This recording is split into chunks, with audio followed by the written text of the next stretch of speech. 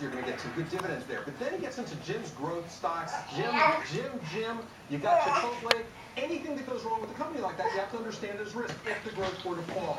Google's always interesting because there's a lot of technology, a lot of cash, and, It's interesting what he mentioned about gold, right? And he also says he always likes gold over silver. I mean, silver's a very industrial, silver's been more speculative, and it's been a less Which is odd because, to Mandy's point, silver is actually an industrial metal. It actually has industrial use. But aside from a little bit of silicon and a BlackBerry or some teeth, gold is purely a speculative or monetary investment. I'm serious.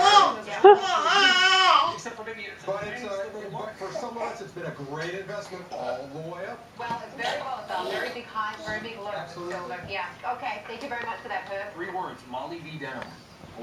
There you go. All right, you heard it here first. Fears of a double-dip recession are mounting on Wall Street, leading investors to push the sell button. But our next guest has the trade to protect your portfolio in case of a double dip.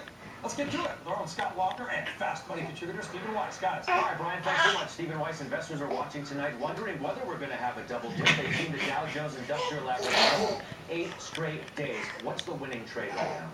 First of all, if we don't get a double dip, it doesn't really matter. That's the direction we're going. So the winning trade right now is a lot of cash, gives the uncertainty, and also you want to go into high-yielding securities so you protect your downside. And by the way, you get more of a yield than a 10-year bond to 30-year bond. Give me a couple of names, maybe. High dividend plays. For example, That's a great one. You're getting almost a 6% yield. You can look at the master limited partnerships, MLPs, I own NS and ETP. They're basically toll roads. They're going to pay you no matter what.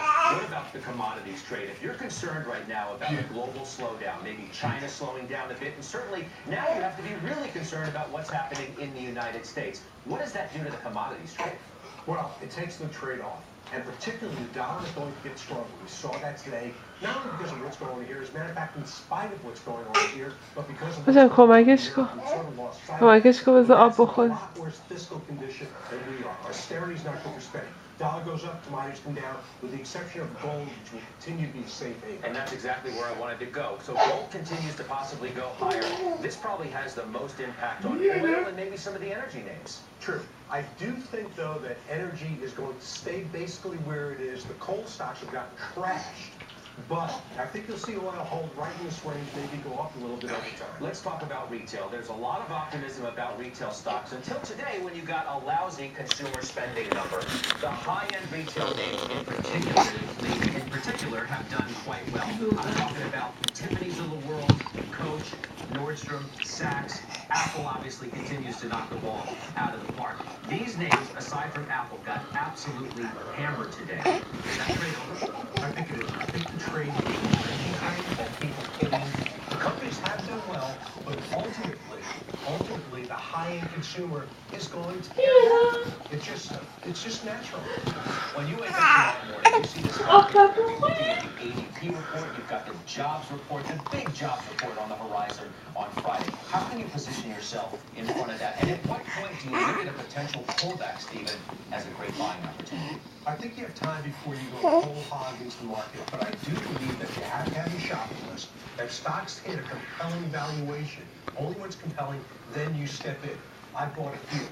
Deer and like 12 times next year's, that's one. But in terms of the jobs report, risk is going to continue to come off this week because you don't want to be in front of another jobs report. Oh, it's obviously.